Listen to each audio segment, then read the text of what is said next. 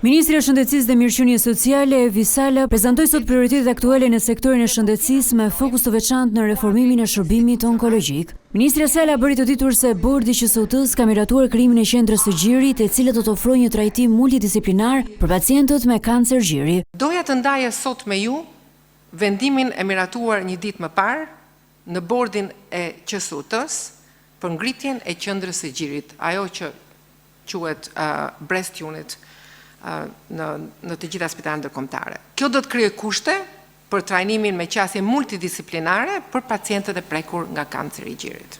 Po ashtu Sala njoftoi se së shpejti pritet të vihet në funksion edhe akseleratori 3 për trajtimet onkologjike. Ardhja e akseleratorit të tretë, i cili është instaluar, po bëhet kolaudimi nga ekspertët bërthamor dhe do nisë së shpejti funksionimi. Ministri u ndal edhe te mungesa e medikamenteve dhe lista e bërnave të rimbursueshme, duke theksuar se janë marrëmasa për të siguruar furnizimin më të qëndrueshëm dhe për standardizimin e protokolleve të trajtimit sipas standardeve të Bashkimit Evropian. Shtimi i barnave inovatore në listën e rimbursimit, duke garantuar akses më të gjerë për pacientët me patologji onkologjike dhe hematologjike. Së dyti, rritja e sasive të barnave ekzistuese në listë për të shmangut mungesat e herpaseshme që kanë ndikuar drejt për drejt në vijshmërinë e trajtimit. Ndër prioritetet e tjera janë modernizimi digital i sistemit shëndetësor, përfshirë integrimin e inteligjencës artificiale si dhe ristrukturimi i shërbimit spitalor në vend.